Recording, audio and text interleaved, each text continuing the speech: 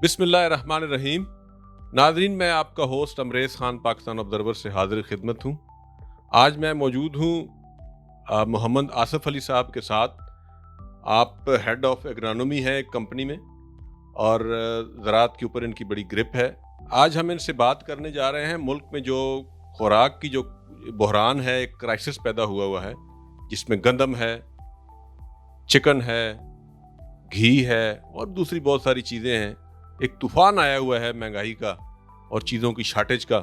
लोग मर रहे हैं, मतलब आटा लेते हुए कई लोगों की हलाकतें हो चुकी हैं। तो इस सिलसिले में इनसे आज हम बात करेंगे कि इसके पीछे मुहर्रकात क्या हैं, वजूहात क्या हैं, ये बहरान पैदा क्यों हुआ है। पाकिस्तान एक ज़रई मुल्क है जहाँ पे आटा नहीं मिल रहा। तो आइए इनसे बात करते हैं, इनके ख्यालात जानते हैं। ये फरमाएं, ये जो मुल्क में एक बहरान की कैफियत पैदा हुई है, ज़राअत वाले मुल्क में, ज़रई मुल्क में आटा नहीं मिल रहा, चिकन की प्राइसेस जो हैं वो बहुत ऊपर चली गई हैं और कुछ माहिरीन का ख्याल है कि आने वाला वक्त इससे ज़्यादा गंभीर आ रहा है, खौफनाक आ रहा है। तो इस सिलसिले में अपनी राय दीजिए कि आपका क्या कहना है। जी, बिस्मिल्लाहिर्रहमानिर्रहीम। देखें, ये जो खुराक है, ये वाकई इस वक्त मुल्क की सतह पे हमारे लिए एक चैलेंज बना हुआ है। और पॉपुलेशन आपको पता है कि हमारी 2% के ग्रोथ रेट से ग्रो कर रही है। इस वक्त हम 24 अरब को टच कर रहे हैं। लेकिन जिस तनासब से हमारी पॉपुलेशन बढ़ी है, शायद उस तनासब से हमने ज़राअत पे तवज्जो नहीं की कि हम अपनी खुराक जो है वो उगा सकें। तो जब हम फूड सिक्योरिटी की बात करते हैं तो दो उसके पहलू हैं। एक ये कि सबको खुराक मिलनी चाहिए ताकि वो पेट भर सके, और दूसरा वो खुराक इतनी न्यूट्रिशियस होनी चाहिए, ग़िज़ाइयत से भरपूर होनी चाहिए कि उससे लोग हमारे सेहतमंद हों और एक सेहतमंद मुआशरा जन्म ले। तो हम दोनों में ही लैग कर रहे हैं इस वक्त कि गंदम हमारी पूरी नहीं पड़ रही, और पूरी ना पड़ने की सबसे बुनियादी वजह यह है कि हमारी फ़ी एकड़ पैदावार कम है।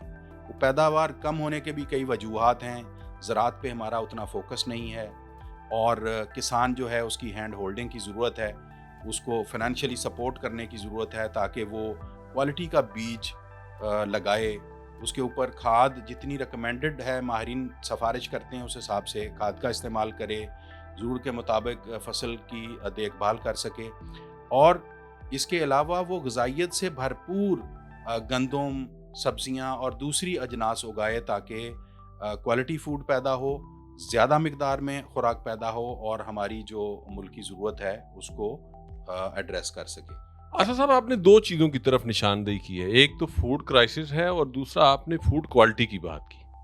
न्यूट्रिशनली मतलब है कि फूड को जो है इतनी क्वालिटी वाइज इतना बेहतर होना चाहिए कि बच्चों की नशो नुमा अच्छी हो सके। क्वालिटी फूड पे तो हम बाद में आएंगे। पहले तो ये जो क्राइसिस पैदा हुआ है, इस पे थोड़ा सा बताएं कि इसमें आपने कुछ चीज़ों की निशानदेही की कि हुकूमती पॉलिसीज़ कुछ इस तरह की हैं कि किसान को ये भी दें, ये भी दें, ये भी दें।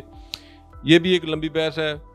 पिछले दिनों प्राइम मिनिस्टर साहब ने कहा जी कि 1800 अरब रुपया जो है एक पैकेज दे दिया है किसानों को, उसके भी ट्रिकल डाउन इफेक्ट नहीं आया अभी तक। तो आपके ख्याल में क्या वजूहात हैं कि हमारी गंदम नहीं पूरी हो रही ज़रई मुल्क में? इसकी जो बुनियादी वजूहात हैं उस पर ज़रा थोड़ा सा बताएं कि क्या क्या चीज़ें शामिल हैं उसमें। देखें, ज़राअत जो है ना इस वक्त सबसे निगलेक्टेड शोबा है जिस पे गवर्नमेंट रिसर्च पे इतना स्पेंड नहीं कर रही। जितनी हमारे पास तरक्की दादा वैराइटीज़ आनी चाहिए, वो वैराइटीज़ हमारे पास नहीं है। बीज, गंदम और एक आध को छोड़ के बाकी सारे हम इंपोर्टेड जो है ना उन पे हमारा इन्हसार हो गया। तो गवर्नमेंट को चाहिए सबसे पहले तो बुनियादी चीज़ बीज है। बीज की रिसर्च पे गवर्नमेंट स्पेंड करे, म्यारी बीज का किसानों को मैसर हो। दूसरा ये है कि जो तरक्की याफ्ता बीज हैं, अब जिस तरह दुनिया में GMOs पे भी काम हुआ है, और उसके लिए आप अपने फूड सिक्योरिटी प्रोटोकॉल बना के अगर GMO ज़रूरत है तो उसको अलाउ करें। मिसाल के तौर पे कपास है। अब कपास जो है वो हमारी सबसे बड़ी जो एक्सपोर्ट को सपोर्ट करती थी, और उससे हमें एडिबल ऑयल भी मिलता था जो बनौले से तेल होता है। तो कपास बहरान का शिकार हुई हम, जो कि 14 मिलियन बेल से ड्रॉप हो के पिछले साल 7 मिलियन पे आए, और इस साल हमें डर है कि शायद वो भी अचीव ना हो। अभी फाइनल फिगर आ जाएगा, लेकिन अभी तक जो है ना वो कोई 4 मिलियन से कुछ ऊपर हमने पैदावार हासिल की है। तो ये मजमूई तौर पे बीज पे हमें काम करने की ज़रूरत है। उसके बाद किसान जो है उसकी फ़ी एकड़ पैदावार बढ़ाने के लिए ہمیں کوالٹی ایکسٹینشن سروس کی ضرورت ہے. گورنمنٹ کا ایکسٹینشن کا شعبہ شاید وہ کردار ادا نہیں کر پایا جو اس شعبے سے توقع تھی. اب آپ کے خیال میں ہم کتنے پیچھے ہیں پر ایکڑ ییلڈ جو ہے کراپس کی، مثلا ویٹ کو ہی لے لیں تو ہم دنیا کے مقابلے میں کہاں فال کرتے ہیں؟ دیکھیں دنیا کے مقابلے میں تو ہم پیچھے ہیں. میں تو دنیا کی ابھی مثال دینے کی بجائے آپ کو یہ کہوں گا پاکستان میں ہی اگر ہمارے ایسے کاشتکار ہیں جو 50 سے 60 من گندم کی پیداوار لے رہے ہیں تو اس کا مطلب یہ ہے انہی زمینوں پہ اسی ماحول میں انہی چیزوں کو استعمال کرتے اگر وہ 50 سے 60 من لے رہے ہیں پیداوار تو ہم ملکی اوسط پیداوار کو کیوں نہیں 50 سے 60 من تک پہنچا سکتے. وہ ہم 29 سے 30 من کے درمیان کھڑے ہیں اور پچھلے 10 سال سے ادھر ہی کھڑے ہیں 29 سے 30 من کے درمیان. تو جب تک ہم اپنی پیداوار نہیں بڑھائیں گے تب تک ہمیں گندم کی پوری جو ہے نا ضرورت وہ پوری نہیں ہوگی. ہم امپورٹ پہ ڈیپینڈنٹ رہیں گے. دوسری چیز کہ گندم کو جب آپ گندم کو نیوٹریشن دیں گے تو وہ نیوٹریشن دانے میں آئے گی جو کہ ہمارا جو آپ نے سٹنٹنگ کا ذکر کیا اس مسئلے کو حل کرے گی. اگر آپ WHO کے جو رپورٹس ہیں وہ پڑھیں تو وہ بتاتی ہیں کہ گندم کے دانے میں 40 ppm یا اس سے زیادہ زنک ہونا چاہیے. بدقسمتی سے ہمارے کاشتکار سارے زنک نہیں ڈال سکتے تو دانے میں اوسطاً 22 ppm زنک ہے. اس کا مطلب جو ضرورت ہے اس سے آدھا زنک ہے. WHO کے معیار کے مطابق 40 ppm ہونے چاہیے جبکہ ہم کتنا لے رہے ہیں؟ ہم تقریباً اوسطاً 22 ppm ہے ہماری عام گندم. تو اگر ہم فصل کو زنک دیں گے تو ہم دانے کے اندر زنک کی مقدار بڑھائیں گے. اور بچوں میں سٹنٹنگ جو ہے اس وقت وہ 40% ہے. یہ سٹنٹنگ کیا ہے؟ سٹنٹنگ سے مراد یہ ہے کہ جو بھی آپ کا ایک خاندان ہے اس خاندان کی جو قد کی ایک بڑھنے کی شرح ہے اس سے پستہ قد رہ جاتے ہیں بچے. وہ پورا قد اچیو نہیں کر پاتے اور اس کی سب سے بڑی وجہ میل نیوٹریشن ہے. اور میل نیوٹریشن کے اندر بھی اگر آپ فردر ڈرل ڈاؤن کریں تو آپ کو زنک اور آئرن ان اجزاء کی کمی کی وجہ سے سٹنٹنگ ہوتی ہے. اگر آپ اس کو ایڈریس کریں آپ ہیلدی فوڈ دیں غذائیت سے بھرپور فوڈ دیں تو یقینی طور پہ آپ اس مسئلے کو ایڈریس کر سکتے ہیں. تو کسان کے پاس اگر پیسہ ہوگا تبھی وہ زنک ڈالے گا. دانے میں زنک آئے گا وہ بچوں کو ملے گا. وہ فوڈر کو زنک ڈالے گا وہ گائے اور بھینس کھائے گی اس کے دودھ میں زنک ہوگا تو وہ بچے کو وہ ملے گا. تو اس طرح سے باقاعدہ نہ صرف یہ کہ پروڈکشن بڑھے گی فوکس کرنے سے بلکہ غذائیت بھی امپروو ہوگی. تو ایک طرف فوڈ سیکیورٹی میں سب کا پیٹ بھرے گا خوراک سے اور دوسری طرف وہ خوراک جو ہے وہ غذائیت سے بھرپور ہوگی. آصف صاحب یہ کہ آپ کے خیال میں آپ نہیں جانتے کہ یہ ریاست کی ذمہ داری ہے کہ اپنے شہریوں کو جو ہے ایک نیوٹریشن والی خوراک دے، مطلب کوالٹی والی خوراک دے. اور جو ذکر کیا آپ نے ریسرچ کا تو یہ جو سٹنٹنگ آ رہی ہے یا جو میل نیوٹریشن ہو رہی ہے اس کی وجہ ریسرچ کی کمی تو نہیں ہے؟ جی واقعی اس کے اندر نہ صرف ریسرچ کی بھی کمی ہے بلکہ میں سمجھتا ہوں اویئرنیس بھی نہیں ہے. کہ ایک طرف آپ ریسرچ سے کوالٹی سیڈ دیتے ہیں اور ریسرچ پہ مبنی آپ کاشتکاروں کو آگاہی دیتے ہیں تاکہ وہ اپنی کراپ کو اس طریقہ کار کے مطابق ریکمنڈیشنز کے مطابق اگائے اور زیادہ پیداوار حاصل کرے. جب تک آپ یہ کام نہیں کریں گے فی ایکڑ پیداوار نہیں بڑھیں گے. کوالٹی بیج چاہیے، ضرورت کے مطابق متوازن کھاد فصل کو دینی ہے، ضرورت کے مطابق پانی فراہم کرنا ہے. ہماری جو میکانائزیشن ہے وہ نہ ہونے کے برابر ہے دوسرے ملکوں مقابلے میں. میکانائزیشن کو ہمیں ترغیب دینی ہے، سوئنگ، ہارویسٹنگ، یہ سارا تاکہ کسی بھی سٹیج پہ لاسز نہ ہوں. اور جب فصل کو نیوٹریشن اور بیلنس فرٹیلائزر ملے گا تو نیوٹریشس فوڈ ہوگی. اسی طرح پھل اور سبزیاں وہ نیوٹریشس ہوں گی. اور اسی طرح اگر فوڈر آپ کا ہیلدی ہے، آپ کی گائے بھینس وہ فوڈر کھائے گی تو وہ ظاہر ہے دودھ دے گی غذائیت سے بھرپور ہوگا. تو بالکل یہ ریاست کی ذمہ داری ہے کہ وہ معیاری بیج دے کسانوں کو اور کم از کم ایک انیبلنگ انوائرمنٹ پیدا کرے تاکہ اگر پرائیویٹ سیکٹر سے انویسٹمنٹ ریکوائرڈ ہے تو جب تک آپ پالیسی ریفارم نہیں کریں گے، انیبلنگ انوائرمنٹ کریٹ نہیں ہوگا تو تب تک پرائیویٹ سیکٹر نہیں آئے گا، آگے انویسٹ نہیں کرے گا. تو گورنمنٹس کا یہ کام ہوتا ہے پالیسی ریفارمز کرے، انیبلنگ انوائرمنٹ کریٹ کرے، انویسٹمنٹ کو اٹریکٹ کرے.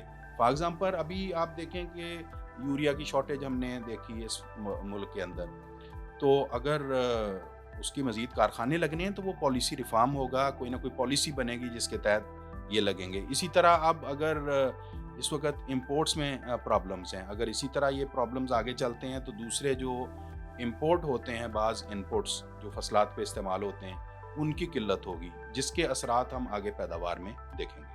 آصف صاحب، موجودہ جو گندم کا کرائسس ہے، اس میں آپ کس حد تک دیکھتے ہیں کہ جو فلڈنگ ہوئی اس دفعہ سندھ میں، بہت بڑا رقبہ جو ہے وہ فلڈ کے نیچے آیا، پانی کے نیچے آیا، اور ابھی تک وہاں پہ پانی سنا ہے موجود ہے، تو اس کا کہاں تک رول ہو سکتا ہے جو موجودہ کرائسس ہے آٹے کا؟ دیکھیں، جو سیلاب ہے اس نے یقینی طور پہ ہمارا جو قابل کاشت رقبہ ہے اس کو افیکٹ کیا ہے، کیونکہ گندم کا پورا ٹارگٹ سندھ صوبہ جو ہے وہ اچیو نہیں کر سکا۔ لیکن میں تو اس وجہ کو سمجھتا ہوں کہ یہ اس سے پیچھے چلے جائیں۔ 10 سالوں سے ہماری پیداوار ہی گندم کی اگر جمود کا شکار ہے، تو اگر اس دفعہ 20% کم گندم لگ رہی ہے سندھ کے اندر، تو یہ بھی ایک وجہ ہے۔ لیکن یہ وجہ تو آگے فیوچر میں آئے گی۔ ہم آج جس کرائسس کو فیس کر رہے ہیں تو ہماری تو پچھلے سال پیداوار اچھی نہیں آئی۔ دوسرا، ہمارا بارڈر پورس ہے۔ بارڈر پورس ہونے کی وجہ سے بہت سارا ان ریکارڈڈ ہے کہ کتنی گندم اور کتنا آٹا جو ہے نا کراس بارڈر چلا گیا۔ تو ہمیں، میرا خیال ہے کہ ایک ذمہ دار قوم کا ایک ثبوت دیتے ہوئے جو متعلقہ ہمارے ادارے ہیں ان کو وہ سطح پہ بھی دیکھنا چاہیے کہ بھئی آٹا اور گندم سمگل نہ ہو، اپنی قوم کو پہلے ملے، سرپلس ہو تو پھر آپ ریگولر ایکسپورٹ کریں رادر دین اسمگلنگ۔ لیکن دوسری طرف جو لانگ ٹرم ایک اسٹریٹجی اور پالیسی کی ضرورت ہے، جس میں سینٹر اور سارے پروونسز جو بھی زراعت میں میجر سٹیک ہولڈر ہیں وہ مل کے بیٹھیں، اسٹریٹجی ڈیوائز کریں کہ ریسرچ کیسے کرنی ہے، کس طرح کوآرڈینیشن کرنی ہے، کس طرح اچھے بیج لے کے آنے ہیں، کس طرح فارمرز کو ہم نے ہینڈ ہولڈنگ کرنی ہے، ان کو کیسے امپاور کرنا ہے۔ مارکیٹس کی آپ حالت دیکھ لیں کہ غلہ منڈیاں جو ہیں وہ انگریز کے زمانے سے وہ چل رہی ہیں، وہ ناکافی ہیں کہ کاشتکار وہاں پہ اپنی پروڈیوس لائے، ٹریڈ کر سکے۔ پھر جو آج کل کی مصروفیات ہیں اس میں گھر کا ایک فرد مارکیٹنگ کے لیے اسپیئر نہیں ہو سکتا۔ آپ کو فارم گیٹ کے قریب ترین منڈیوں کو ڈیولپ کرنا ہے تاکہ ان منڈیوں میں فارمر اپنی پروڈیوس لے کے آئے اور وہ زیادہ سے زیادہ پروڈکشن کرے، زیادہ اگائے، نیوٹریشس فوڈ اگائے، اور اس قوم کو خوراک ملے اور غذائیت سے بھرپور ملے۔ آصف صاحب، آج کل جی ایم او کا بڑا شعرہ ہے، لوگ بڑی اس کا ذکر کرتے ہیں۔ جی ایم او سویابین اپنا سی پورٹ پہ رکی ہوئی تھی، کچھ ابھی ریلیز کیا ہے گورنمنٹ نے، تو اس کا کیا ایفیکٹ ہے؟ سنا ہے امریکہ میں اور یورپ میں استعمال ہو رہا ہے، ہمارے ہاں یہ سمجھتے ہیں کہ یہ ہماری صحت کے لیے مضر ہے اور اس سے کینسر کاز ہوتا ہے۔ اس پہ تھوڑی سی روشنی ڈالیں۔ دیکھیں، جی ایم او عام لوگوں کے لیے میں تھوڑا اس کو ایکسپلین کر دوں کہ جینیٹیکلی موڈیفائڈ جو سیڈز ہیں ان کی بات ہوتی ہے جب بھی جی ایم او کا ہم ذکر کرتے ہیں۔ تو ہمارا پاکستانیوں کا نا ایک المیہ ہے کہ کسی بھی چیز سے نا ہم پہلے خائف ہوتے ہیں، پھر قوم کو ڈراتے ہیں اور پھر بعد میں دیکھتے ہیں کہ اس کے نتائج کیا ہوں گے۔ آپ دیکھیں، کووڈ آیا، اس میں ویکسین کے اگینسٹ کیا مہم چلی کہ جی یہ ہو جائے گا، وہ ہو جائے گا، جس نے ویکسین لگائی وہ تو پتہ نہیں ستیہ ناسی ہو جائے گا، اس کو تو پتہ نہیں کون جو ہے نا ریموٹلی کنٹرول کرے گا۔ پھر آپ نے دیکھا کہ آگاہی ہوئی اور لوگوں نے وہ ویکسین لی اور اللہ کے فضل سے ہم ایز اے قوم اس کرائسس سے باہر نکلے۔ تو ہمیں یہاں سے سیکھنا چاہیے۔ جی ایم او بھی بالکل اسی طرح ہے کہ جی دیکھیں اس کے سیفٹی پروٹوکول آپ بنائیں، ٹھیک ہے۔ ترقی یافتہ جتنی قومیں ہیں، جس طرح امریکہ ہے، یہ جی ایم اوز سیڈ جو ہے نا ان کو یوز کر رہے ہیں۔ اور یہ بنائے کیوں جاتے ہیں؟ اس لیے بنائے جاتے ہیں کہ بہت سے کیڑے اور بیماریاں ان ماڈیفائڈ سیڈز پہ نہیں آتی، تو آپ کو ایک طرح سے اچھے اسٹرانگ ریزیلینٹ بیج ملتے ہیں جو کہ ہمارے موسمی جو تغیرات ہیں اس میں ریزیلینٹ ہوتے ہیں، اچھی پیداوار دیتے ہیں، کیڑوں کے حملے سے، بیماری کے حملے سے بچتے ہیں اور آپ کی پروڈکشن بڑھتی ہے۔ تو ہمیں بجائے اس کے کہ اس سے ڈرتے رہیں، جس طرح سٹارٹ میں کووڈ ویکسین سے ڈرتے رہے، اس کے سیفٹی پروٹوکول بنائیں، سیفٹی لیبز بنائیں، ملک کے اندر آپ ریفارمز کریں اور ان کو ترویج دیں۔ بی ٹی کاٹن ہم پاکستان میں نہیں لے کے آئے، انڈیا باقاعدہ ایک پروگرام کے تحت لے کے آیا، وہ آج کپاس کی پیداوار میں آگے نکل گیا، اور ہم جو ہے وہ بی ٹی نہیں لانا چاہ رہے تھے، وہ پتہ نہیں کیسے پاکستان میں آ گئی، کوئی فارمر لے آئے وہ بیج کہیں باہر سے، وہ ملٹیپلائی ہوتے ہوتے ہوتے جب ایک بہت زیادہ رقبے پہ پھیل گیا تو تب جا کے گورنمنٹ نے کہا کہ ہاں جی ٹھیک ہے جی بی ٹی پاس کر لیں۔ تو ہم کیوں نہیں ایک پالیسی بنا لیں، اگر کوئی تحفظات ہیں ان تحفظات کو ایڈریس کرنے کے لیے پروٹوکول ڈیولپ کر لیں، تو کوئی مذائقہ نہیں ہے کہ ہم جی ایم او بیج جو ہے وہ لگائیں۔ یہ جو سویابین ہے، یہ سویابین کوئی آج نہیں پاکستان میں امپورٹ ہو رہا، جب سے بھی قلت ہوتی ہے پروٹین بیسڈ گرینز کی تو یہ امپورٹ ہوتے ہیں۔ ون ڈے میں ایڈیبل آئل کے طور پہ بھی اس کا آئل یوز ہوتا ہے، پولٹری فیڈ میں یوز ہوتا ہے. تو ابھی کسی چیک کے تحت وہ آئیڈینٹیفائی ہوا کہ اس کے اندر جی ایم او والا کراپ بھی مکس ہے. تو اس پہ ظاہر ہے ایک تحفظات کا اظہار کیا گیا, لیکن میں نہیں سمجھتا کہ اس سے خدا نخواستہ کوئی ایسا بڑا نقصان ہوگا. اس کے تھریشولڈ لیولز ہیں, آپ کی سیفٹی لیب ہونی چاہیے, وہ اس لیول سے جو پاس کرے اس کو الاؤ کرنا چاہیے کہ وہ آئے. اور بلکہ میں تو کہتا ہوں کہ ان بیجوں کو بھی, اور کپاس میں اگر آپ نے سکسیس اچیو کرنی ہے تو جی ایم او کے بغیر آپ نہیں کر سکتے, کیونکہ جتنی ٹیکنالوجی ہے ورلڈ کی وہ ساری اس طرف جو ہے نا وہ اپنا رخ اختیار کر چکی ہے, اور آپ کو بھی اسی کی ضرورت ہے. تو یہ جو پچھلے دنوں کرائسس رہا, ابھی بلکہ چل رہا ہے, ابھی کوئی 2 دن پہلے 100 روپے پرائس کم ہوئی ہے چکن کی, تو یہ تو جو پولٹری ایسوسیشن یا پولٹری انڈسٹری کے لوگ تھے وہ تو اپنا منسٹر کو ذمہ دار ٹھہرا رہے تھے جی, کہ انہوں نے وہ جو جی ایم او سویابین ہے وہ روکی ہوئی ہے, جس کی وجہ سے خوراک نہیں آئی تو پروڈکشن کم ہو گئی چکن کی. تو یہ اس کا مطلب ہے کہ یہ پھر ایک آرٹیفیشل کرائسس تھا, یہ کور ہو جائے گا ابھی؟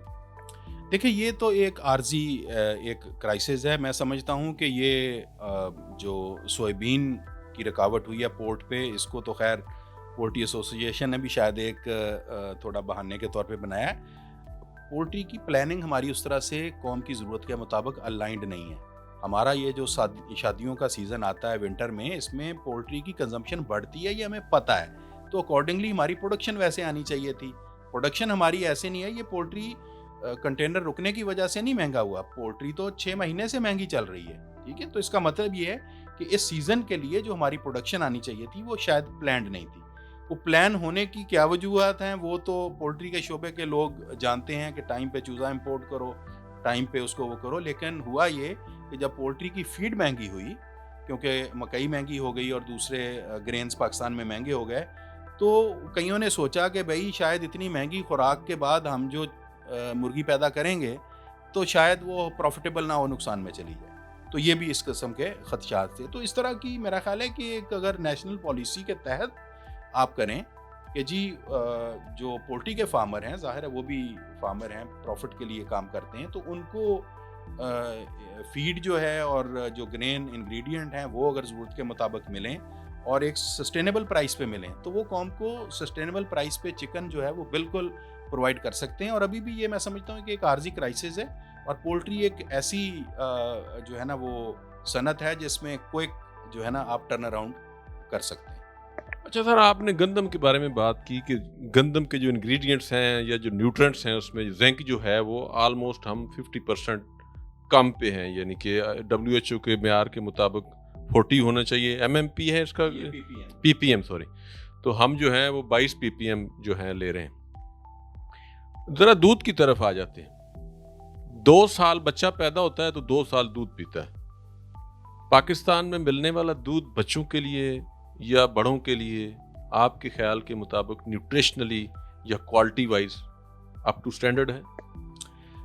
دیکھیں, یہ بھی ایک بڑا سوالیہ نشان ہے کہ ہمارے ملک کے اندر جو دودھ پیدا ہوتا ہے اس دودھ کا معیار اور اس دودھ کو مارکیٹ تک پہنچانے کے لیے جو ہمارا طریقہ کار ہے نا وہ بڑا ہی کروڈ قسم کا ہے. کچھ کمپنیاں ہیں جو کہ پراپر وے میں ملک کی کلیکشن کرتی ہیں, فارم سے چلرز میں رکھتی ہیں, پھر اس کو پیکجنگ تک باقاعدہ جو حفظان صحت کے اصولوں کے مطابق لے کے جاتی ہیں. لیکن آج بھی جو ہماری میجورٹی ہماری پاپولیشن ہے وہ تو کھلا دودھ پی رہی ہے.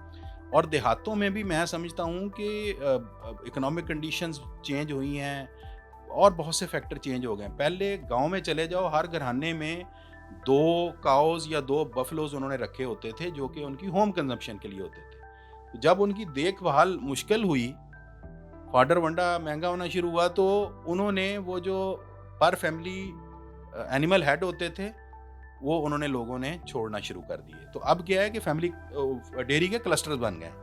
تو صبح ذمہ دار لوگ جو کہ آج سے 10 سال پہلے ان کی اپنی بھینس گھر کی اپنے فارم پہ کاؤ ہوتی تھی, وہ بھی اب صبح دودھ خریدنے کھلا دودھ خرید رہے ہوتے ہیں قطار میں لگ کے.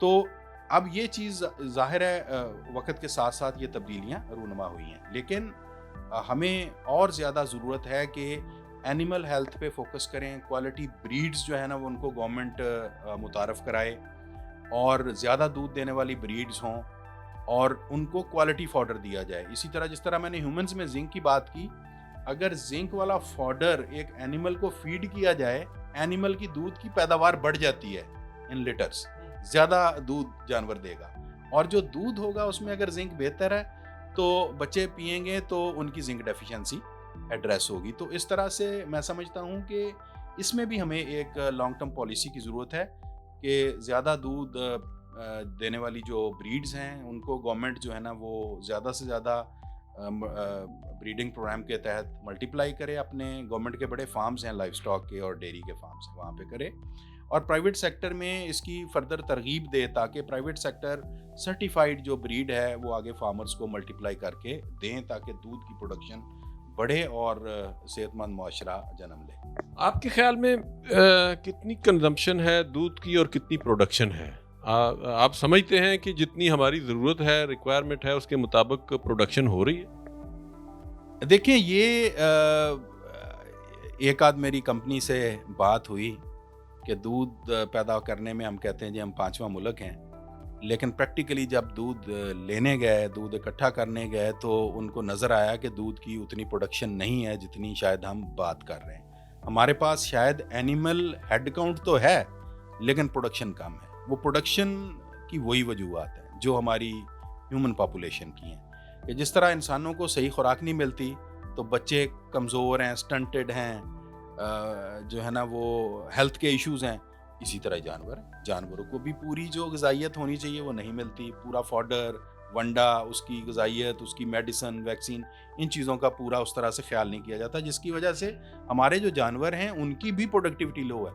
تو یہ ایک ڈوئل فنامنا ہے کہ ایک طرف آپ کی فصلات کی جو فی ایکڑ پیداوار کم ہے، دوسری طرف آپ کے جانوروں کی جو دودھ کی پیداوار ہے. پھر اسی طرح جو اینیمل فیٹننگ کے لیے یعنی گوشت کے لیے آپ اپنے فارم پہ پالتے ہیں، ان کی بھی وہ گروتھ نہیں ہے جو کہ بر وقت آپ کو اچیو ہو. تو میں سمجھتا ہوں کہ اس کے اندر بھی ہمارا جو لائف سٹاک اور ڈیری ڈیولپمنٹ کا شعبہ ہے وہ اپنا رول پلے کر سکتا ہے کاشتکاروں کو بیک اپ سپورٹ سے. آلدو پچھلے کچھ سالوں میں کافی امپروو ہوا ہے ہمارا لائف سٹاک اور ڈیری ڈیولپمنٹ کا شعبہ، اور کسانوں تک پہنچ کے ان کو وہ آگاہی دیتے ہیں جانوروں کی ہیلتھ کے بارے میں. لیکن بہت بڑا جو چیلنج ہے وہ یہ ہے کہ quality feed for the animals. اس پہ اگر فوکس کیا جائے اور ہمارے پاس ایسی بریڈز ہیں جن کو اگر پیور بریڈ ملٹیپلائی کر کے آگے کاشتکاروں کو دی جائے، ڈیری فارمرز کو دی جائے، تو ہم اپنی پروڈکشن بہتر کر سکتے ہیں اور اپنی قوم کی ضرورت کا دودھ جو ہے وہ پیدا کر سکتے ہیں. جی تو ناظرین، آپ نے گفتگو سنی آصف صاحب کی. ان کا کہنا تھا کہ ہم جو گندم کھا رہے ہیں وہ بھی ان اے سینس سب سٹینڈرڈ ہے، اور جو ہم دودھ اپنے بچوں کو دے رہے ہیں وہ بھی جو ہے اپ ٹو سٹینڈرڈ نہیں ہے، اس کی کوالٹی جو ہے وہ اپ ٹو سٹینڈرڈ نہیں ہے، اور ہمارے بچوں میں سٹنٹنگ کا رجحان ہے.